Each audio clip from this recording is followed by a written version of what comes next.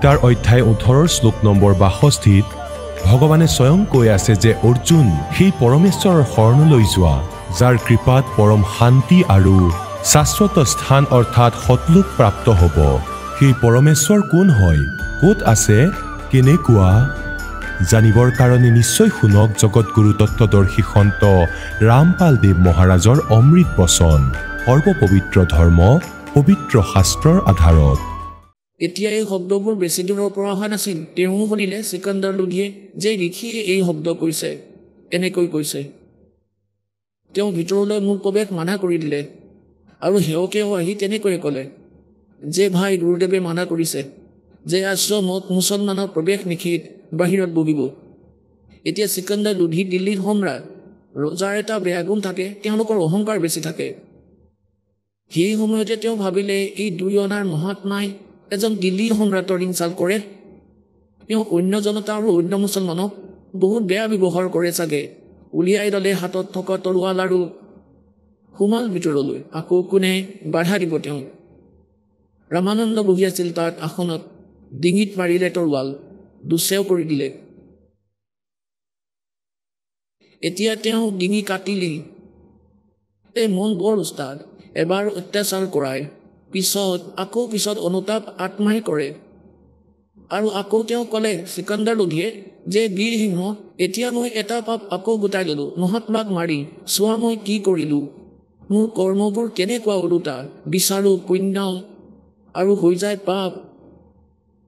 কিয়নো যেতিয়া মানুহৰ পাপৰ বৃদ্ধি হয় তেতিয়া তেওঁ পাপৰ ফালে বেছি ঢাল খাই যায়।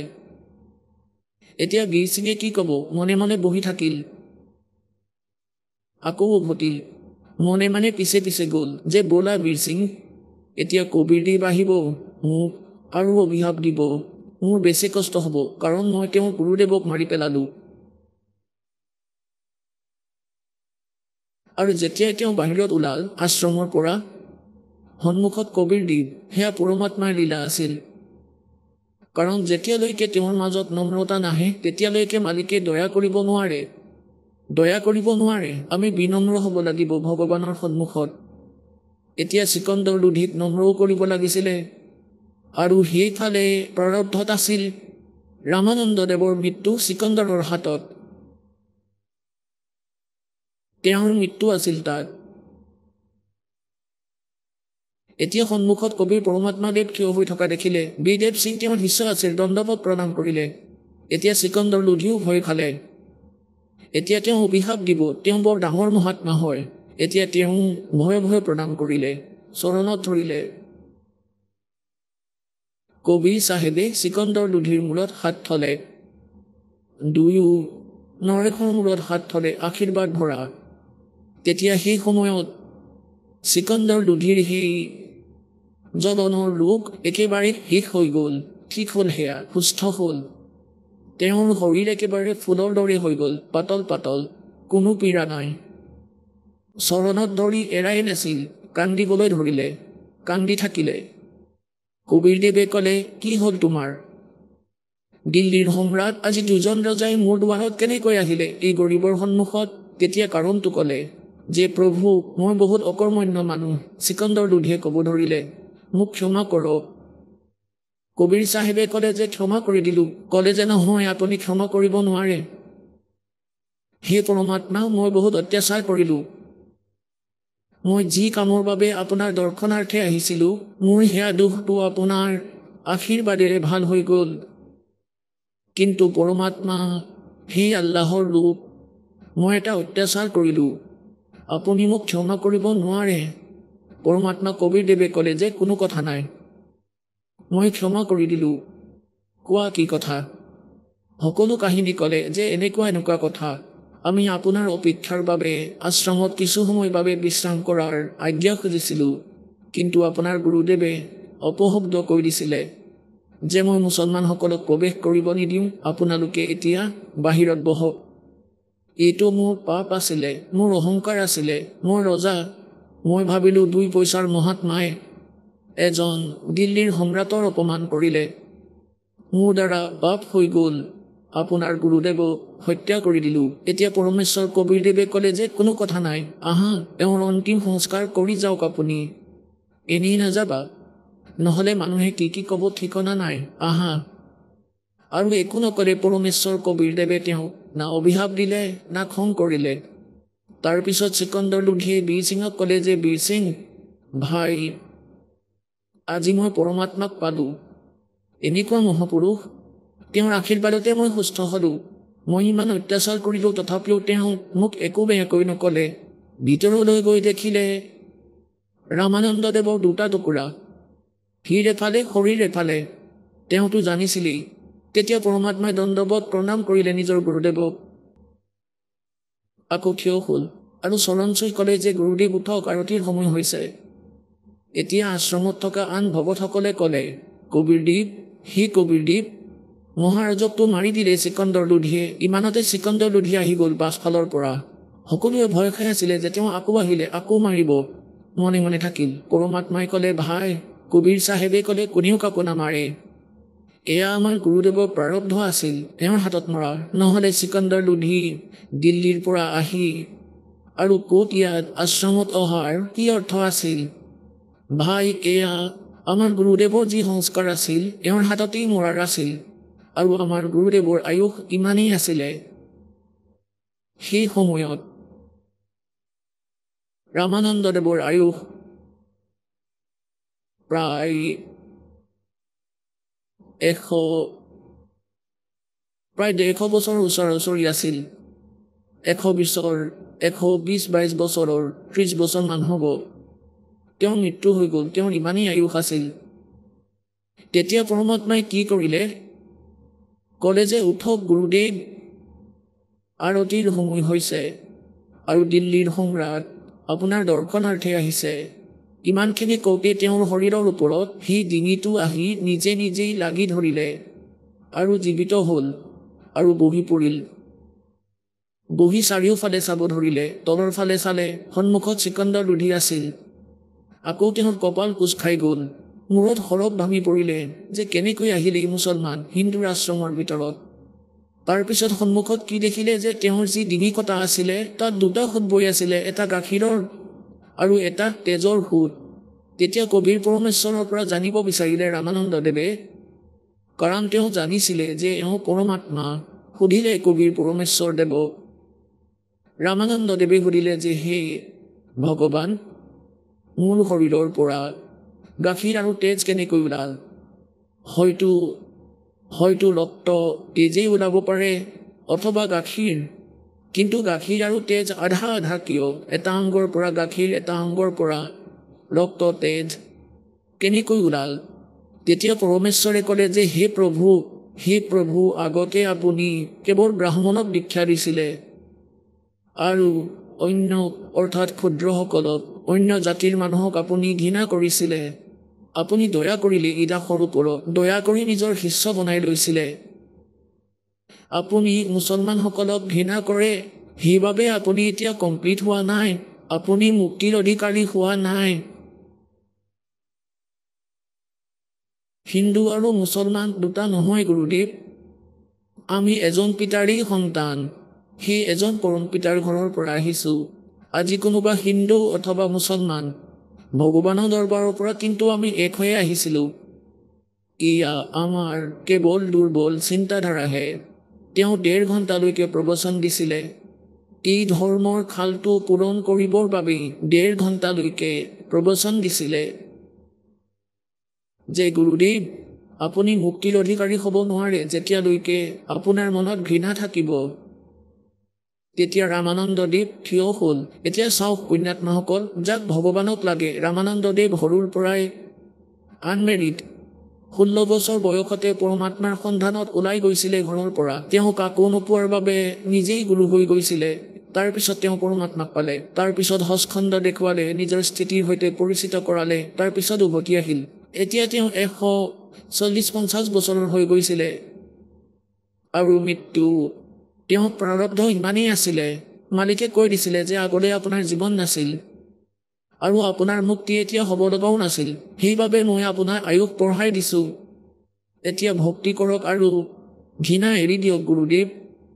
তেতিয়া থিয় হৈ চিকন্দৰ লোধিক বুকুত সাৱটি ধৰিলে ৰামানন্দদেৱে সেই মুছলমানজনক আৰু ক'লে, পুত্ৰ, মইতো দুৰ্বুদ্ধিৰ জীৱ আছিলোঁ, মোৰ চকু খুলি দিলে। আজি মই মৰিলোঁ হয়, কিন্তু ভক্তিৰ যোগ্য হোৱা নাছিলোঁ, আৰু কালিলৈ মই পশু হৈ গ'লোঁ হয়। পৰমাত্মাই ক'লে, ৰামানন্দদেৱ, আজি আপুনি ব্ৰাহ্মণ হ'ল। আমাৰ সংস্কাৰ বহুত আগৰ যুগান্তৰৰ পৰাই মিল থকা আছিল। এতিয়া যদি আপোনাৰ পিছৰ জন্ম মুছলমানৰ ঘৰত হয়, তেতিয়া আপুনি হিন্দুসকলক ঘৃণা কৰিব।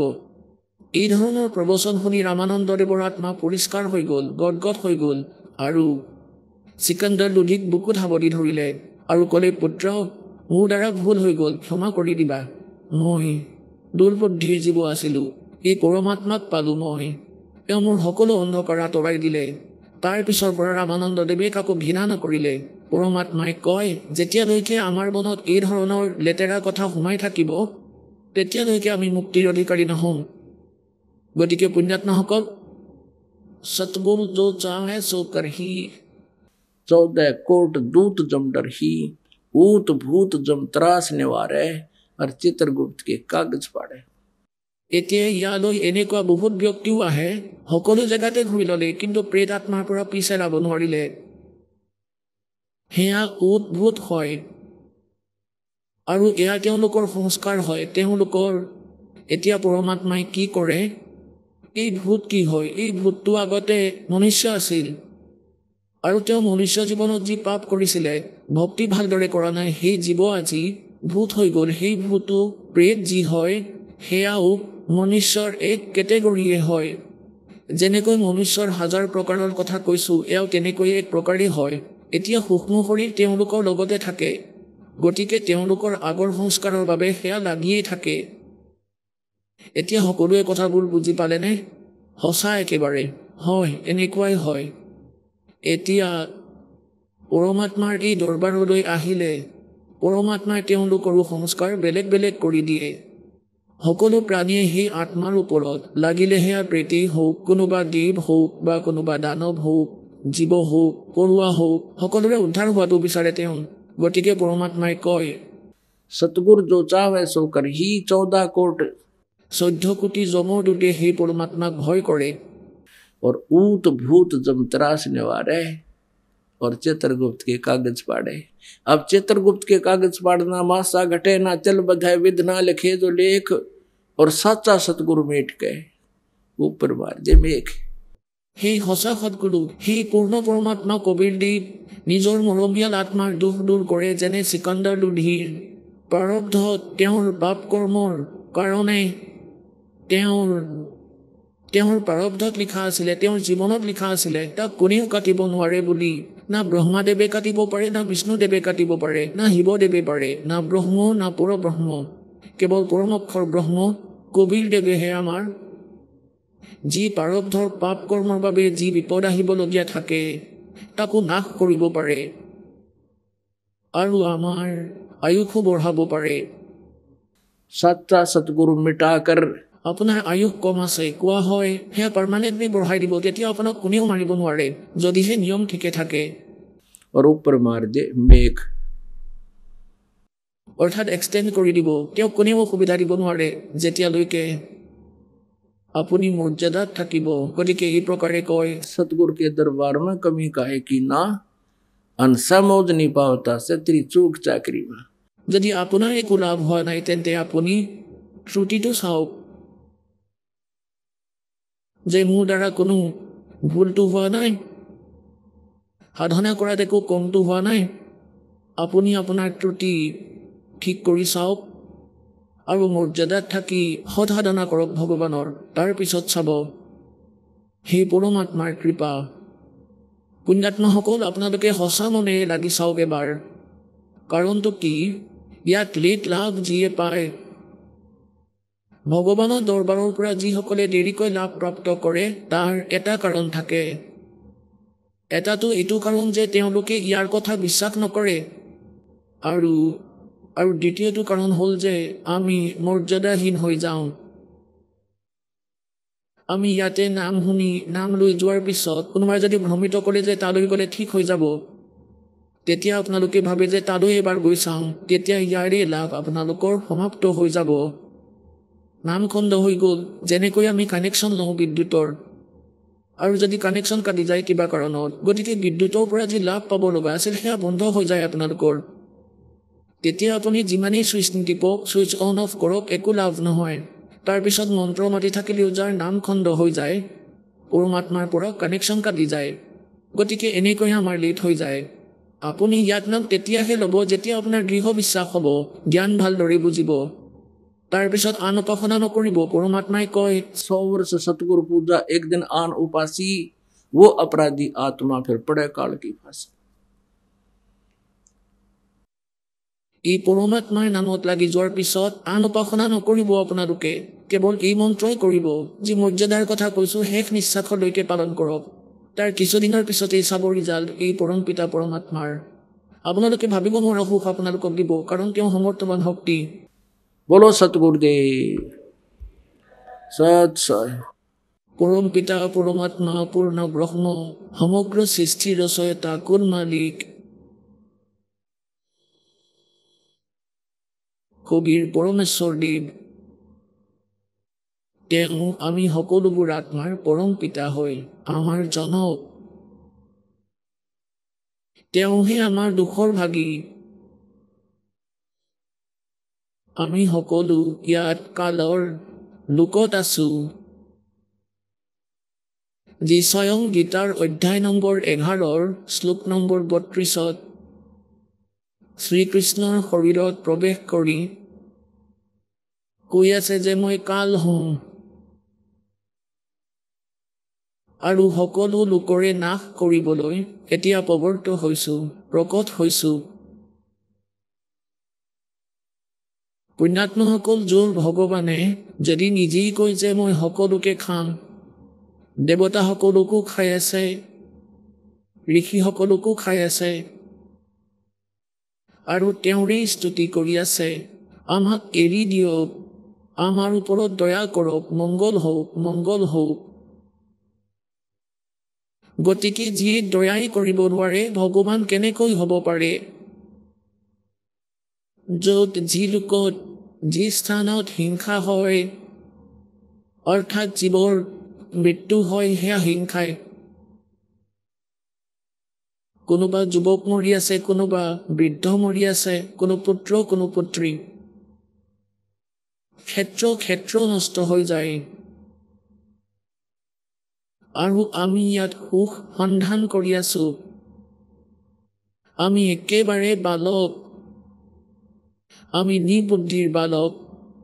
তত্ত্বজ্ঞানৰ অভাৱৰ বাবে আমি জ্ঞান নেত্ৰহীন। আমি সেই বস্তু বিচাৰি আছো যি 21 ব্ৰহ্মাণ্ডতে নাই। সেই সুখ য'ত মৃত্যু নাই আৰু য'ত কোনো আপদ, কোনো প্ৰকাৰৰ প্ৰাকৃতিক আপদ নাহে, য'ত কোনো বস্তুৰে অভাৱ নাই, কোনো পদাৰ্থৰে অভাৱ নাই, কোনো কষ্ট প্ৰাণীৰ নহয়। সেই স্থান সৎলোক, তাক সনাতন পৰমধাম বুলিও কয়। তাত আমাৰ পৰম পিতা পৰমাত্মা, আমাৰ জনক, আমাৰ স্বামী থাকে। তাত বহুতো অসংখ্য আমাৰ ভাই ভনী তাতেই আছে। আমি কৰ্মহীন প্ৰাণীয়ে সেই কালৰ ওপৰত আসক্ত হৈ আমি দুৰ্ভগীয়াবোৰ তেওঁৰ লগত আহি গলো। যেতিয়া আমি তাৰ পৰা আহিলো, আমাৰ মনত বিশেষ দয়া আছিল, ভক্তিভাৱ আছিল। আৰু আমি বহুত পুণ্য যুক্ত আছিলো। আমাৰ লগত বহুত ভক্তিৰ শক্তি আছিলে। আমাৰ ভুল কেনেকৈ হ'ল, এটা সময়ত এটা ৰাস্তাৰ নিৰ্মাণ হৈ আছিলে, পথৰ ৰোডৰ,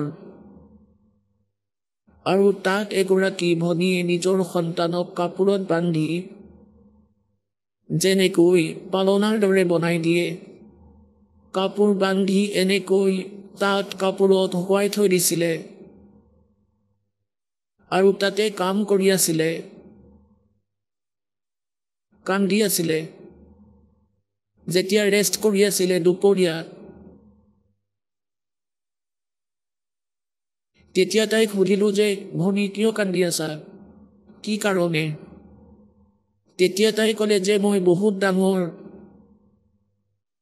অৰ্থাৎ ধনৱান দেউতাৰ পুত্ৰী আছিলোঁ, আৰু যাৰ লগত মই লাভ মেৰেজ কৰিলোঁ সি আমাৰ ঘৰত চাকৰ হৈ আছিল। মোৰ বয়স 18 হৈছিলে, কিন্তু বুদ্ধিৰে বালক আছিলোঁ। মোৰ ইয়াৰ লগত সম্বন্ধ হ'ল। ঘৰৰ মানুহে বহুত বাধা দিছিল, বহুত বুজাইছিলে যে বহুত কষ্ট পাবা তুমি, কাৰণ পিতৃ মাতৃ ভৱিষ্যতৰ কথা জানে। বালক অজ্ঞাত থাকে, ভাবুক হৈ নিজৰ জীৱন নষ্ট কৰিবলৈ সাজু হৈ থাকে। এওঁলোকক যদি কোনোবাই বুজাই যে যদি তুমি বিয়াই পাতিব বিচাৰিছা মা দেউতাৰ সন্মতিত নাপাতা কিয়, এওঁলোকে যি কৰিব ভাবি চিন্তাই কৰিব, তোমাৰ ভৱিষ্যতৰ কথা ভাবি কৰিব, কিন্তু নামানিলোঁ। মই ইয়াৰ লগত ঘৰৰ মানুহে গম নোপোৱাকৈ পলাই আহিলোঁ। মই লগত বহুত পইচাও লৈ আহিছিলোঁ। সি এই পইচাবোৰৰ বেয়া ব্যৱহাৰ কৰিলে, মদ খাবলৈ ধৰিলে। যেতিয়ালৈকে পইচা আছিল মোৰ লগত ভাল ব্যৱহাৰ কৰি আছিল, আৰু যেতিয়া পইচা শেষ হ'ল তেতিয়া মোক সদায় মাৰপিট কৰিব ধৰিলে, কাৰণ সি সদায় মদ খাব বিচাৰে। মই সদায় হাজিৰা কৰোঁ আৰু সি মদ খায়। মই যদি দেউতাৰ সেই কথাবোৰ মানিলোঁ হয় তেন্তে আজি মোৰ লগত এই অৱস্থা নহ'লহেঁতেন। গতিকে পুণ্যাত্মাসকল, আজি আমি এই স্থিতিতে আছোঁ। আমি নিজৰ সেই ধনীপতি অৰ্থাৎ ধনী পিতাৰ পৰা বিমুখ হৈ এই উলংগ কালৰ লগত আহি গ'লোঁ। সি একেবাৰে উলংগ। যেতিয়ালৈকে আমাৰ লগত পুণ্য আছিল তেতিয়ালৈকে আমাক স্বৰ্গত ৰাখিছিলে, তেওঁ মহাস্বৰ্গত ৰাখিছিল। যেতিয়া আমাৰ পইচা শেষ হ'ল, যেতিয়া আমাৰ পুণ্য শেষ হ'ল, আমাক ইয়াত পেলাই দিলে পৃথিৱীত, আৰু এতিয়া ই আমাক খাই আছে, আমাক মাৰি আছে, আমাৰ দুৰ্গতি কৰি আছে। তেওঁ কিমান দয়ালু হয় আমাৰ ভগৱান, যাৰ পৰা আমি বিমুখ হৈ আহিছিলোঁ, কাৰণ আমি তেওঁৰ সন্তান। পিতৃ মাতৃয়ে নিজৰ সন্তানৰ পৰা আত্মীয়তা এৰুৱাব নোৱাৰে, যিমানেই অকৰ্মণ্য হওক। এই আধাৰতে সেই পৰম পিতাই আমাৰ বাবে আহে ইয়ালৈ, এই বেয়া লোকলৈ। পৰমেশ্বৰৰ বাণীত লিখা আছে যে এই লক্ষ্মীজাত এই পৃথিৱীৰ গোন্ধ দুৰ্গন্ধ কৈছে ইয়াৰ পৰা লাখ যোজন, এক যোজনত 12 কিলোমিটাৰ হয় প্ৰায়, আৰু 1 লাখ যোজন অৰ্থাৎ 12 লাখ কিলোমিটাৰৰ উচ্চতালৈকে কয় ইয়াৰে লেতেৰা লোকৰ দুৰ্গন্ধ তালৈকে যায়।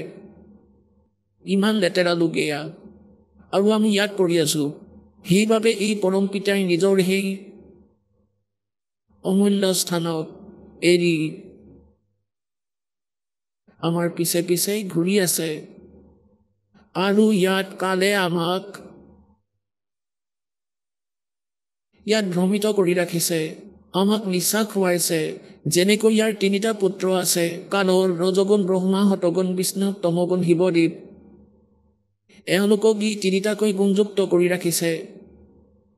এতিয়া এই ব্ৰহ্মা বিষ্ণু মহেশ্বৰৰো কোনো ভুল নাই।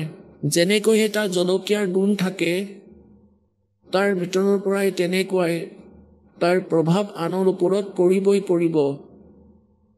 যেনেকৈ এই ভগৱান থাকে নিজৰ লোকত ওপৰত, বিষ্ণু লোকত বিষ্ণুদেৱ, শিৱলোকত শিৱদেৱ, আৰু ব্ৰহ্মা লোকত ব্ৰহ্মাদেৱ। কিন্তু এওঁলোকৰ পৰা ওলাই থকা যি পোহৰ আছে, এওঁলোকৰ পৰা ওলাই থকা যি ৰেঞ্জ আছে, তেওঁলোকৰ এটা এটা গুণৰ আমি এই পৃথিৱীত বহি থকা মানুহবোৰৰ ওপৰত প্ৰভাৱ পেলাই আছে।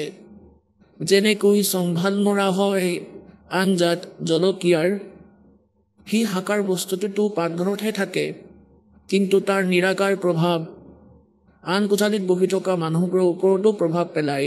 তেতিয়া তেওঁলোকে হাঁচিয়াব ধৰে। তেওঁলোকৰ সেই হাঁচি ৰখাব পৰাৰ ক্ষমতা নাই। আজি আমাৰ স্থিতি ঠিক তেনেকুৱাই।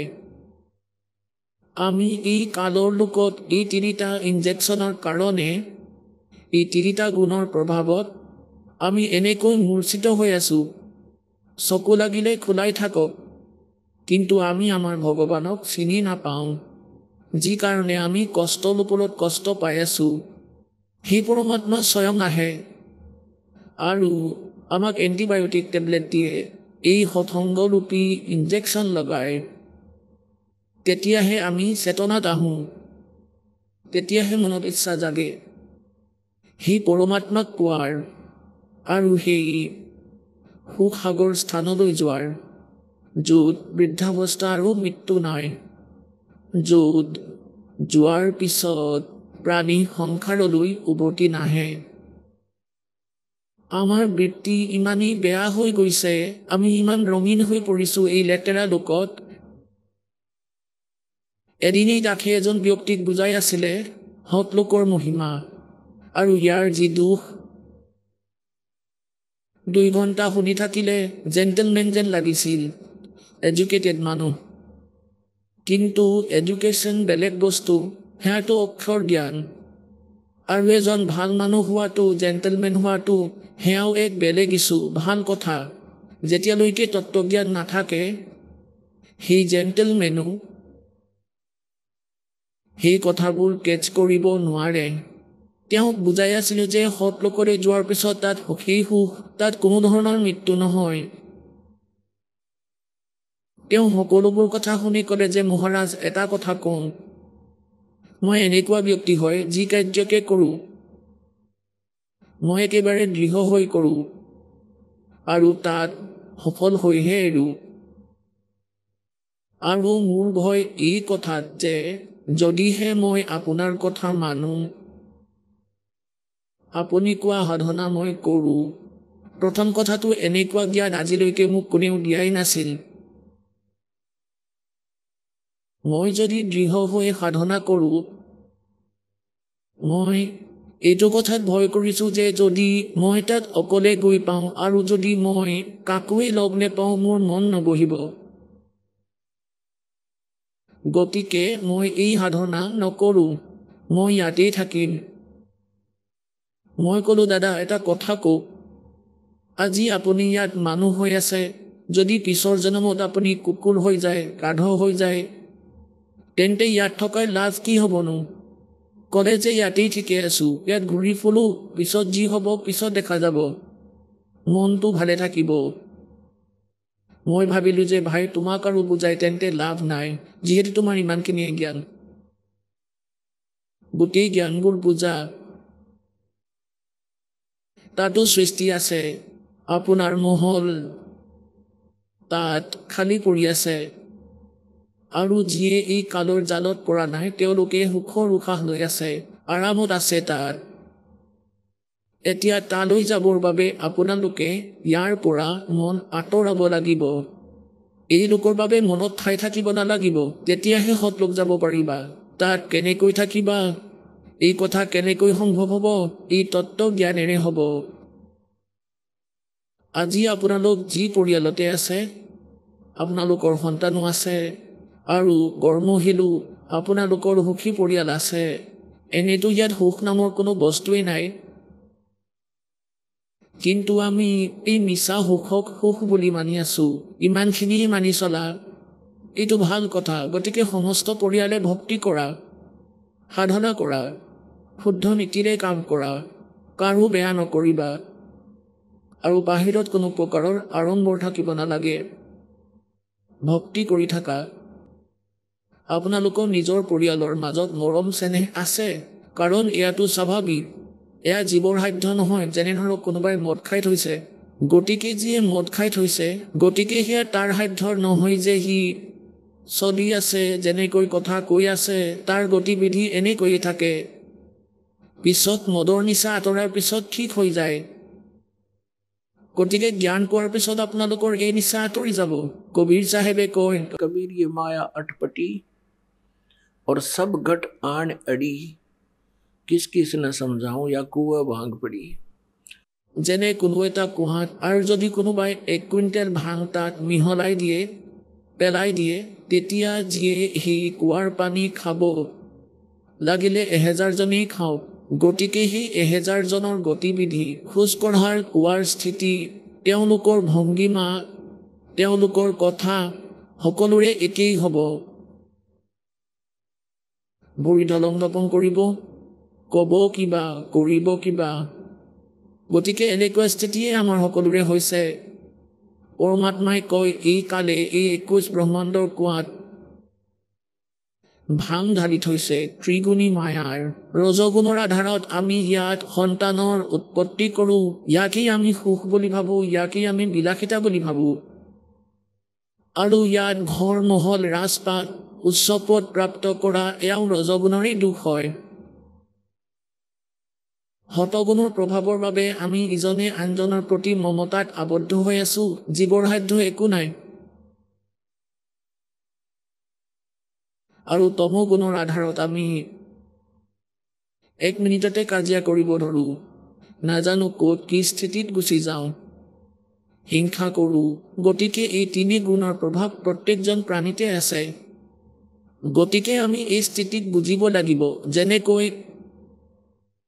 আপোনালোকৰ পৰিয়াল আছে, এই জ্ঞানৰ বাবে আপোনালোকৰ এই নিচা আঁতৰি যাব, কমি যাব। তাৰপিছত এয়া আপোনালোকে মনত ৰাখিব লাগিব যে আপোনাৰ যি সন্তান সেয়া আপোনাৰ নহয়। এতিয়া পুণ্যাত্মাসকল, আপোনালোকে শুনি আহিছে যে জগত আৰু ভগতৰ মাজত সদায় বিবাদ হৈ আহিছে, কাৰণ তেওঁলোকৰ বিচাৰত ভিন্নতা থাকে। জগতত যিয়ে চলে, যিয়ে ভক্তি নকৰে, তেওঁলোকে না জ্ঞান শুনে, তেওঁলোক কালৰ ৰঙত ৰঙীন হৈ আছে। আৰু কালে যি জ্ঞান বা নিয়ম দি থৈছে সেয়া আমাক অশান্তি দিয়াৰ বাবে কৰিছে, আমাক মূৰ্খ সজাবলৈ, আমাক ইয়াত আবদ্ধ কৰি ৰাখিবলৈ সেই জ্ঞান আৰু বিচাৰ, সেই নিয়ম নীতি বনাইছে যাতে আমি ইয়াতেই আবদ্ধ হৈ থাকো। সেইবাবে সন্তান আমাৰ নহয়। গতিকে কালি গধূলিও কৈছিলো যে যিমানবোৰ আত্মা আছে সেয়া পৰমাত্মাৰ হয়। আমি কালৰ লোকত আহিলো, গতিকে সি এওঁলোকৰ মালিক হৈ গ'ল, নকলি কণ্ট্ৰলাৰ হৈ গ'ল। আমাৰ ইজনৰ আনজনৰ লগত সংস্কাৰ জড়িত হৈ আছে। সেই সংস্কাৰ বশতঃ আমি কেতিয়াবা পিতৃৰ ৰূপত জন্ম লওঁ আৰু কেতিয়াবা পুত্ৰ ৰূপে জন্ম লওঁ।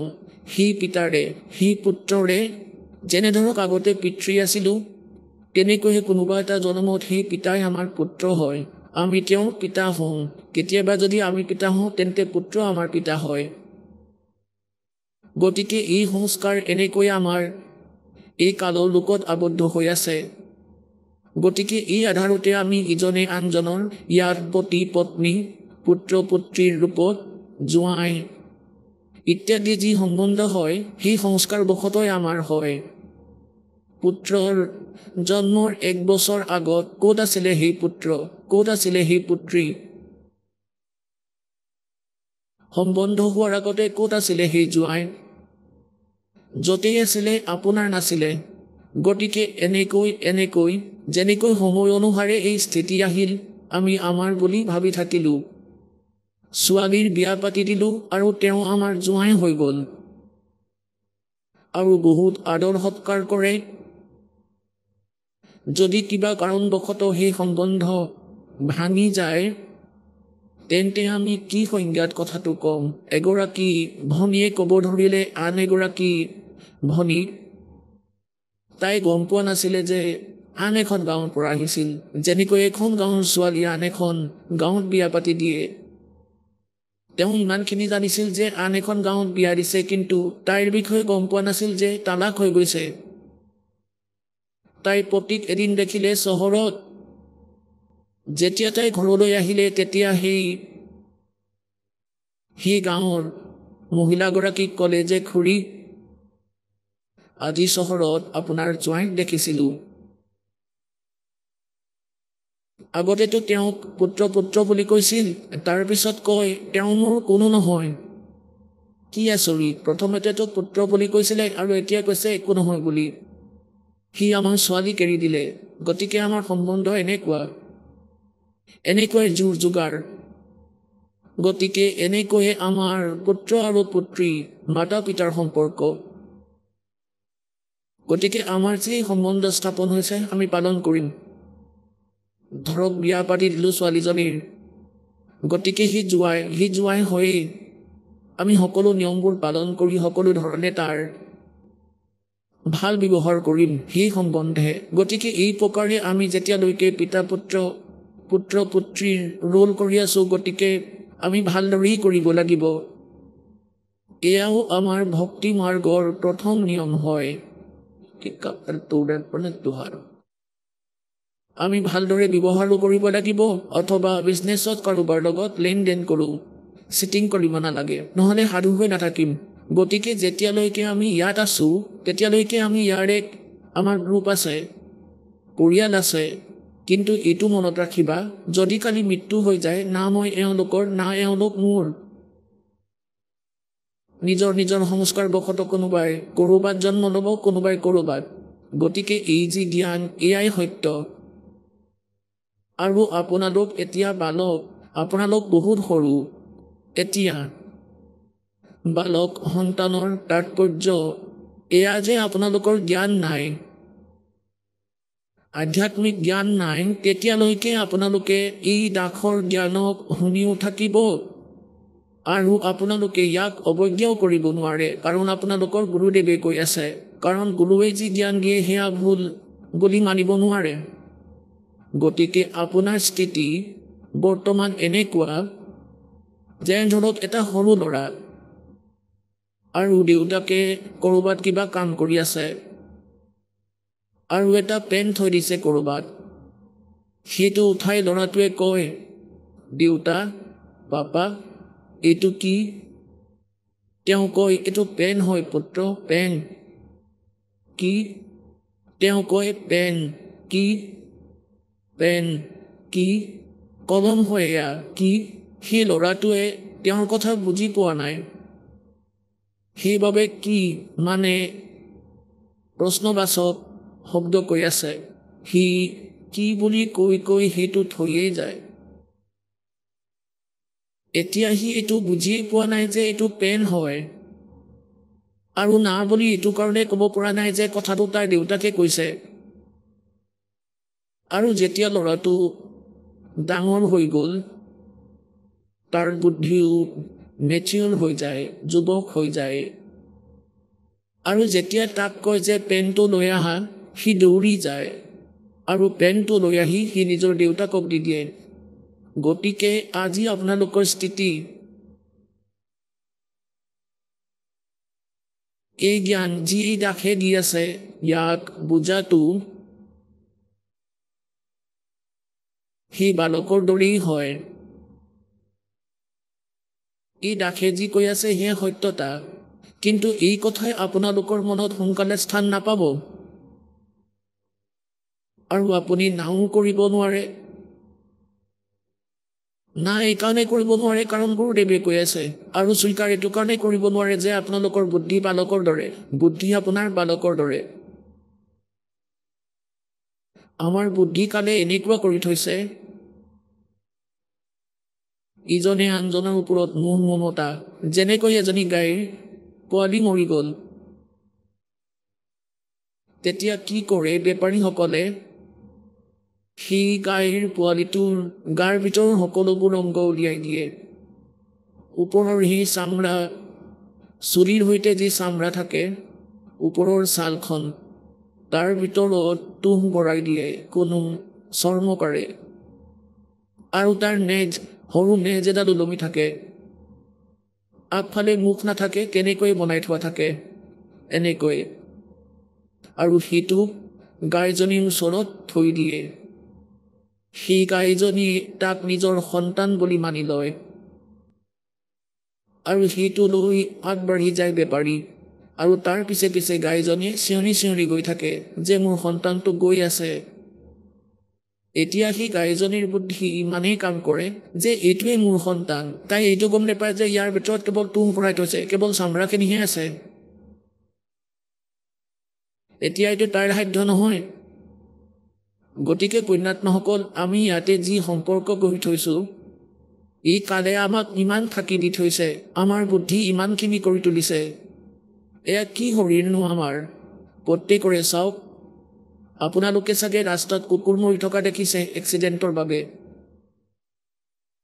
তাৰ গাৰ ভিতৰৰ সকলোবোৰ মেটেৰিয়েল বাহিৰত ওলাই পৰি থাকে, তাৰ ফালে আমি চাবও নোৱাৰোঁ।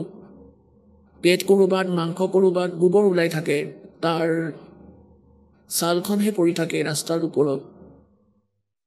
এতিয়া সেই মেটেৰিয়েল আপোনাৰ, মোৰ আৰু সন্তানৰ ভিতৰত ভৰাই চামৰা মেৰিয়াই পেক কৰি থৈছে, আৰু ইয়াক লৈহে আমাৰ কিমান মমতা। আৰু ইয়াতকৈ বেছি নকওঁ, বুদ্ধিমানৰ বাবে সংকেতেই বহুত। গতিকে যেতিয়া আমি আৰু আপুনি মেচিয়ৰ্ড হৈ যাম, তেতিয়া আপোনালোকৰ এই যি আপোনালোকক জ্ঞান দি আছোঁ, আপোনালোকেতো পাহৰিব নোৱাৰে, নিশ্চয় মনত থাকিব। কিন্তু ইয়াৰ ওপৰত আপোনাৰ স্থিৰতা কেতিয়া আহিব? তাত সময় লাগিব। কেনেকৈ লাগিব? যে আপোনালোকে ভক্তি কৰি থাকক, পৰমাত্মাই যি ক্ৰিয়া কৰিছে সেয়া কৰি থাকক, দান, ধৰ্ম, ভক্তি। ইয়াৰ পৰা কি হ'ব যে যি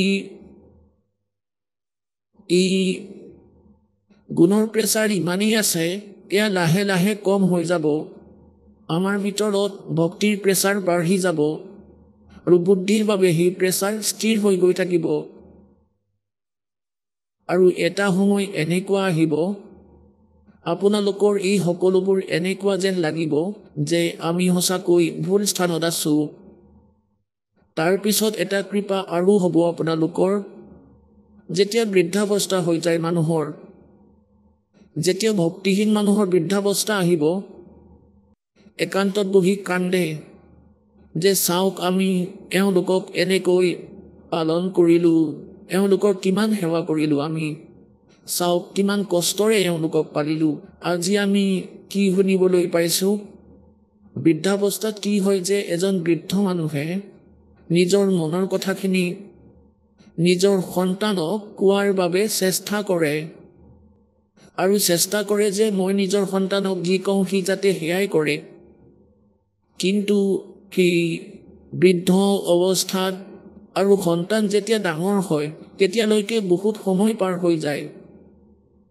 গতিকে সন্তানে নিজৰ সময় অনুসাৰে বাহিৰৰ আহক আমি এতিয়া সেই শ্ৰদ্ধালুসকলৰ অনুভৱবোৰ জানো, যিসকলে জগতগুৰু তত্ত্বদৰ্শী সন্ত ৰামপাল দেৱ মহাৰাজৰ পৰা দীক্ষা প্ৰাপ্ত কৰিছে, তথা তেওঁৱেই কোৱা ভক্তি মাৰ্গ এওঁলোকে অৱলম্বন কৰি আছে।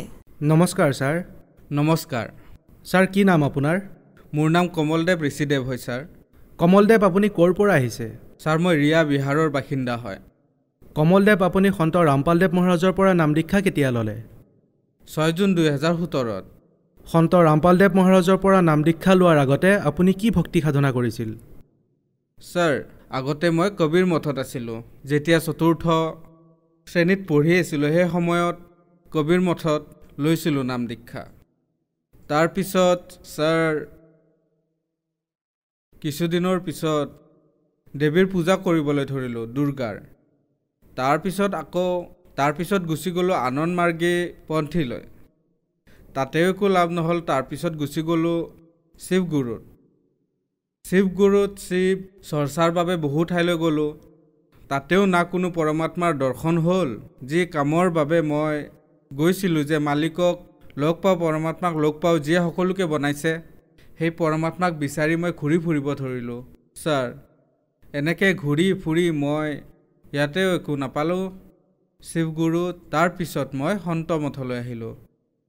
সন্ত মঠতো প্ৰায় 3-4 বছৰ থকাৰ পিছত তাতেও মই যি বিচাৰি আছিলোঁ যে সকলোৰে মালিক সেই পৰমাত্মা হয়, আৰু কিতাপত পঢ়িছিলোঁ কিবা, আৰু সন্তসকলে কয় যে পৰমাত্মা নিৰাকাৰ হয়, তাতেও কয় যে পৰমাত্মা নিৰাকাৰ হয়। তাৰপিছত সেই পন্থও এৰি দিলোঁ, তাতেও একো লাভ নহ'ল। তাৰপিছত মই সন্ত মঠৰ পৰা গুচি গ'লোঁ মই মুছলমান ধৰ্মলৈ। মুছলমান ধৰ্মত ডাঙৰ ডাঙৰ মৌলানাক লগ কৰিলোঁ আৰু পৰমাত্মাৰ বিষয়ে সুধিলোঁ। তেতিয়া তেওঁলোকে ক'লে যে পৰমাত্মা নিৰাকাৰ হয়, কিন্তু তেওঁ দৰ্শন দিয়ে। তেতিয়া ক'লোঁ ঠিক আছে, মই দৰ্শন কৰিব বিচাৰোঁ সেই মালিকৰ, আৰু তাৰ বাবে মই আপোনাৰ ওচৰলৈ আহিছোঁ। তেতিয়া ক'লে দীক্ষা ল'ব লাগিব, বৈধ হ'ব লাগিব। তেতিয়া মই মুছলমান ধৰ্মত দীক্ষিত হ'লোঁ। তালৈ যোৱাৰ পিছত বহু ঠাইত জলচা ইত্যাদিৰ বাবে গ'লোঁ, কিন্তু তেওঁলোকে ক'লে যে যেতিয়ালৈকে গৰু মাংস নোখোৱা পৰমাত্মাক দৰ্শন কৰিব নোৱাৰা। তেতিয়া ক'লোঁ যে পৰমাত্মাৰ দৰ্শন যেতিয়া হৈ যাব ছাৰ, তেতিয়া মাংস কি? যিয়ে কয় মই খোৱা আৰম্ভ কৰিম। কিন্তু তাতেও দৰ্শন নাপালোঁ। ক'লে যে আপুনি জামা মছজিদত শুব লাগিব অকলে।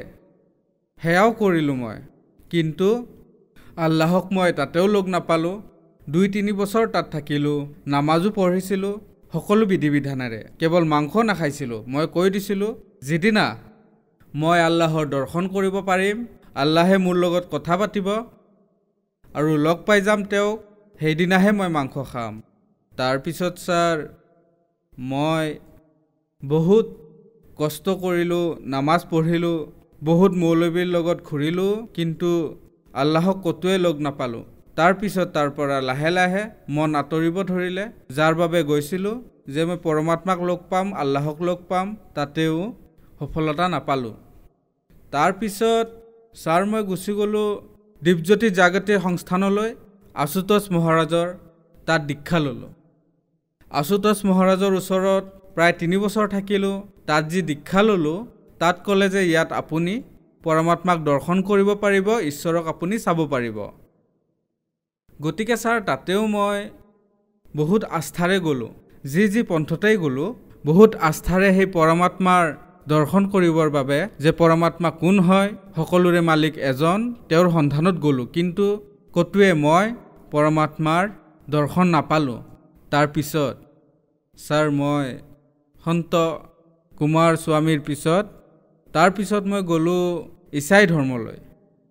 ঈছা মছিৰ ওচৰত দীক্ষা ল'লোঁ। তাতে পানীত ডুবাই দিয়া হয়, তেওঁলোকক বাপ্তিজ বুলি কোৱা হয়। ছাৰ তেওঁলোকে ক'লে যে এই পানীৰ ভিতৰতে আপোনাৰ সাক্ষাৎ হৈ যাব পৰমেশ্বৰৰ। যেতিয়া তাত দীক্ষা ল'লোঁ, তেতিয়া তাতো ওপৰলৈ অহাৰ পিছত সুধিলে পাষ্টৰসকলে যে কিবা দেখা পালানে? মই ক'লোঁ একো দেখা নাপালোঁ।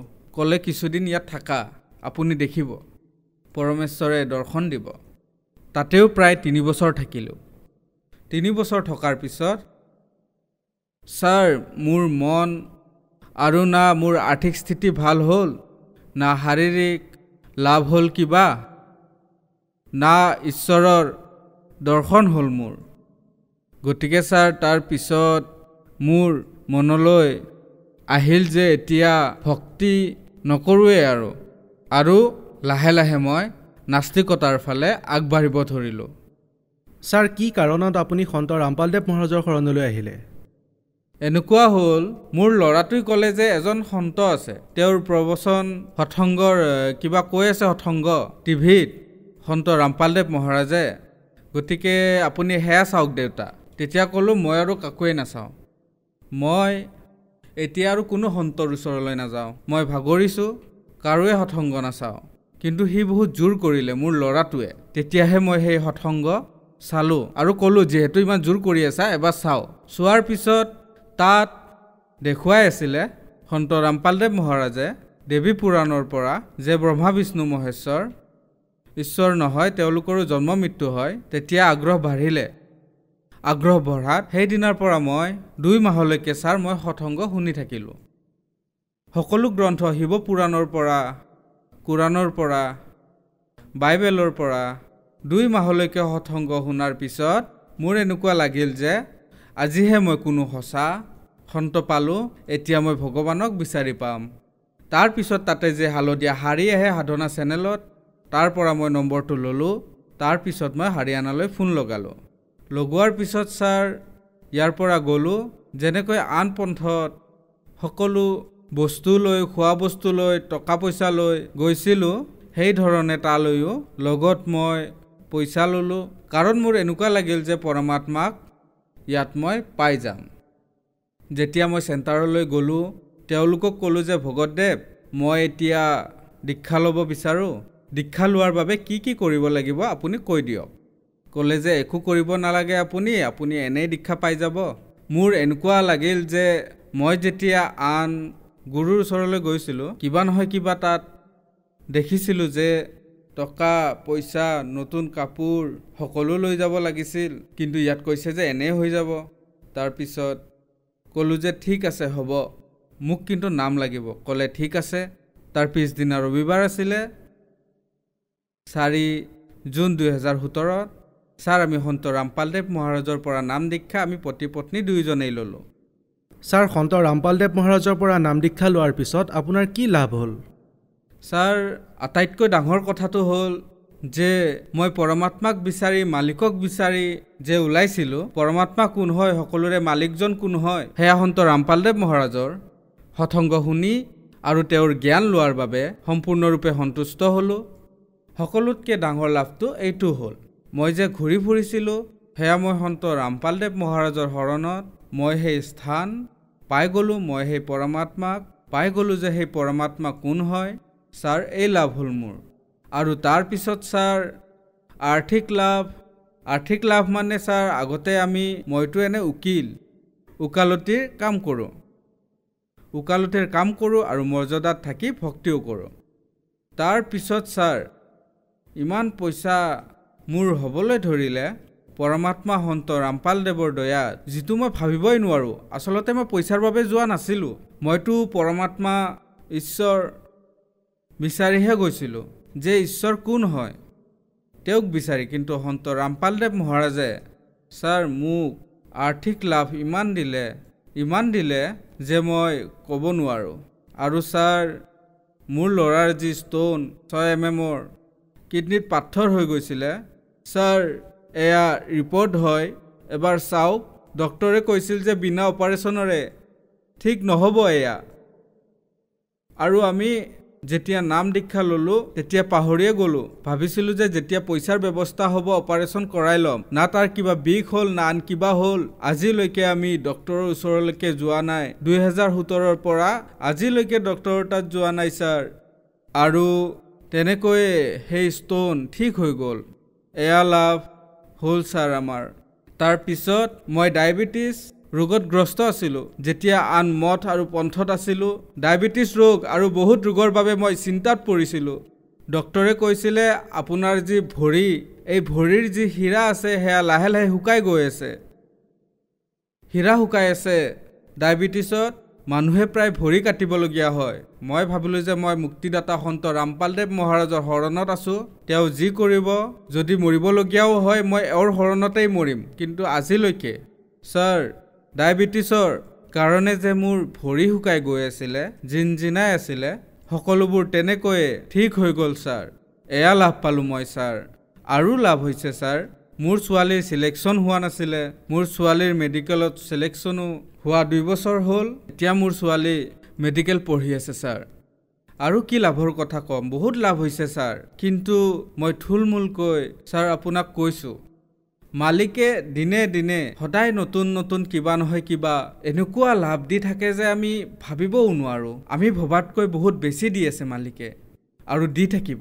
ছাৰ, আপুনি আনন্দ মাৰ্গৰ গুৰু বনালে, তাৰপিছত শিৱগুৰু পন্থলৈ গ'ল, তাৰপিছত আপুনি সন্ত মঠ পন্থলৈ গ'ল, তাৰপিছত আপুনি কুমাৰ স্বামীক নিজৰ গুৰু বনালে, তাৰপিছত আপুনি আশুতোষ মহাৰাজক গুৰু বনালে। কিন্তু আপুনি যে বিচাৰি আছিলে সকলোৰে ভগৱান এজন, সেই প্ৰশ্নৰ উত্তৰ আপুনি পোৱা নাছিলে। তাৰপিছত আপুনি ইছাই ধৰ্মত কনভাৰ্ট হ'ল, তাৰপিছত আপুনি মুছলমান ধৰ্মতো কনভাৰ্ট হ'ল। ছাৰ, কোৱা হয় যে গুৰু সলাব নালাগে, গুৰু সলোৱাটো পাপ। আপুনি গুৰুও সলালে আৰু ধৰ্মও সলালে, আপুনি ভাল কৰিলেনে? চাওক ছাৰ, মইতো ঈশ্বৰকহে বিচাৰিছিলোঁ, ভগৱানক বিচাৰিছিলোঁ। মই সকলো ধৰ্মলৈ গ'লোঁ, কিন্তু ক'তোৱে সন্তুষ্টি নাপালোঁ। ভগৱানৰ নিৰ্দিষ্ট নাম নাই। কোনোবাই ৰাম বুলি কৈছে, কোনোবাই কৃষ্ণ বুলি কৈছে, কোনোবাই কিবা কৈছে, কোনোবাই অদৃশ্য, কোনোবাই নিৰাকাৰ। মোক এনেদৰেই কৈ বুজাই ৰাখিছিলে যে পৰমাত্মা এনেকুৱা হয়, এনেকৈ ভক্তি কৰা, সকলোৱে এনেকৈ কৰে, আপুনিও কৰি থাকক, বাছ হৈ যাব, এনেকৈ কৈছিলে। কিন্তু পৰমাত্মা কোন হয় সেয়া সন্ত ৰামপালদেৱ মহাৰাজৰ শৰণলৈ অহাৰ পিছতহে বেদ পুৰাণ গীতা বাইবেল সকলোতেই প্ৰমাণ পালোঁ যে পৰমাত্মাৰ নাম কবীৰ হয়, কবীৰ দেৱ হয়। ছাৰ আপুনি বহুত গুৰু বনালে, বহুত পন্থও সলনি কৰিলে, ধৰ্মও সলালে, যাতে আপুনি গম পায় যে সকলোৰে মালিক এজন বুলি কোৱাজন কোন হয়। তাৰপিছত আপুনি সন্ত ৰামপালদেৱ মহাৰাজৰ শৰণলৈ আহিলে। সন্ত ৰামপালদেৱ মহাৰাজে আপোনাক ক'লে যে সকলোৰে মালিক এজন বোলাজন কবিৰ চাহেব হয়। তেন্তে ছাৰ সন্ত ৰামপালদেৱ মহাৰাজে ক'ৰ পৰা প্ৰমাণ কৰিলে যে কবিৰ চাহেবে সকলোৰে মালিক? হয়, সন্ত ৰামপালদেৱ মহাৰাজে বেদৰ দ্বাৰা প্ৰমাণ কৰালে, তাৰপিছত গীতাৰ পৰা, কোৰাণৰ যি চূৰা আছে 25 চুৰত ফুৰকানী আয়ত নম্বৰ 52ত লিখা আছে, ফালা তুতিয়াল কাফিৰিন জিহাদম বিহীন জিহাদন কবিৰা। কবিৰেই পৰমাত্মা, কবিৰৰ বাহিৰে যিয়ে আনক পূজা কৰে সি কাফিৰ। কিন্তু ছাৰ কবিৰক আল্লাহ বুলি আজিলৈকে মনা নাই, কেৱল পৰমাত্মা বুলি আল্লাহৰ নামহে জানে তেওঁলোকে। কোৰাণ আছে, কোৰাণত লিখাও আছে, বেদতো লিখা আছে, কিন্তু না হিন্দুৱে জানে না মুছলমানসকলে জানে নিজৰ ঈশ্বৰক। কোনোবাই কাৰোবাৰ পূজা কৰি আছে, কোনোবাই কাৰোবাৰ পূজা কৰি আছে। সকলোৰে মালিক এজন বুলি কোৱাজন কেৱল ৰামপালদেৱ মহাৰাজহে হয়। ছাৰ সন্ত ৰামপালদেৱ মহাৰাজে চাৰিওটা ধৰ্মৰ হলি বুকছ অৰ্থাৎ প্ৰমাণিত কিতাপৰ দ্বাৰা ক'লে যে সকলোৰে মালিক এজন কবিৰ চাহেব হয় আৰু তেওঁৱে সৃষ্টিৰ ৰচয়িতা। তেন্তে ব্ৰহ্মা, বিষ্ণু, মহেশ্বৰ আৰু যে দেৱী দেৱতা আছে তেওঁলোক কোন হয়? কথাটো শুদ্ধই ছাৰ। সৃষ্টিৰ ৰচয়িতা কবিৰ চাহেব হয়, যি শাস্ত্ৰত প্ৰমাণিত, আৰু এই তিনিও ব্ৰহ্মা, বিষ্ণু, শিৱ এই তিনিওজন যি আছে তেওঁলোক মন্ত্ৰী পদত আছে।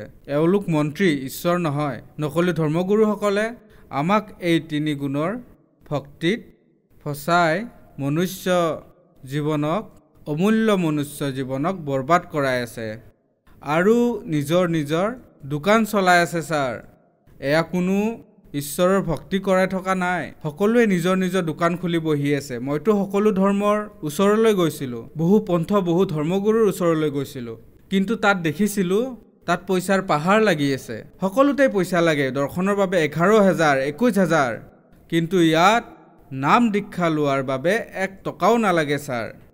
আৰু তেওঁ সকলো শাস্ত্ৰৰ প্ৰকৃত অৰ্থ বুজাই কয়। সন্ত ৰামপালদেৱ মহাৰাজে যে সকলোৰে মালিক কবিৰ চাহেব হয়, তেওঁৱেই সৃষ্টিৰ ৰচয়িতা। ছাৰ আপুনি এজন পঢ়া লিখা শিক্ষিত ব্যক্তি আৰু এডভকেট হয়। আপুনি বহুত গুৰু বনালে আৰু বহুত পন্থলৈও গ'ল, ধৰ্মও সলালে। সন্ত ৰামপালদেৱ মহাৰাজৰ বিষয়ে কোৱা হয় যে তেওঁৰ শ্ৰদ্ধালুসকল অন্ধভাৱে জড়িত। এয়া কিমান দূৰ সত্য? ছাৰ যি অন্ধশ্ৰদ্ধাৰ কথা কৈছে, মই MA LLB কৰা এডভকেট হয়। মোৰ লগৰ এনেকুৱা বহুত বন্ধু আছে যিয়ে নিজকে বহুত জ্ঞানী বুলি কয়। যদি মই তেওঁলোকক সোধোঁ গীতাৰ বিষয়ে যে গীতা পঢ়িছেনে, তেতিয়া গম পাওঁ যে কেৱল তেওঁলোকে গীতাৰ নামহে জানে।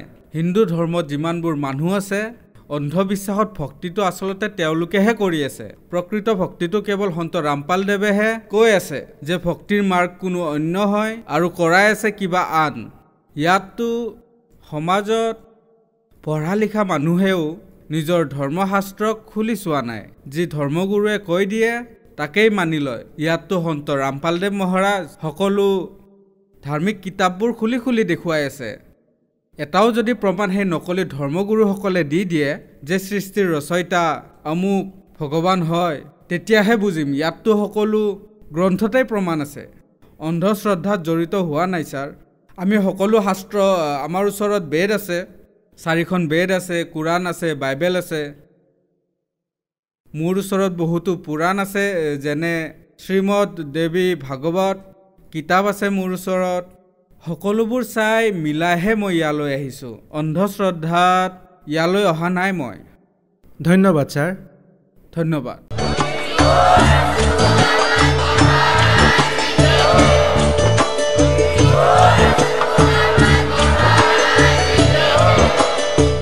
আপুনি শুনি আছিলে জগতগুৰু তত্ত্বদৰ্শী সন্ত ৰামপালদেৱ মহাৰাজৰ মংগল প্ৰবচন। অধিক জানিবৰ বাবে ভিজিট কৰক আমাৰ ৱেবছাইট www.jagatgururampalji.org। সন্ত ৰামপালদেৱ মহাৰাজৰ শুভ আশীৰ্বাদত সমগ্ৰ বিশ্বতে 500তকৈও অধিক নাম দীক্ষা কেন্দ্ৰ আছে, য'ত সন্ত ৰামপালদেৱ মহাৰাজৰ দ্বাৰা বিনামূলীয়া নাম দীক্ষা দি থকা হৈছে। আপোনাৰ নিকটৱৰ্তী নাম দীক্ষা কেন্দ্ৰৰ ঠিকনা জানিবলৈ সম্পৰ্ক কৰক 8222880541।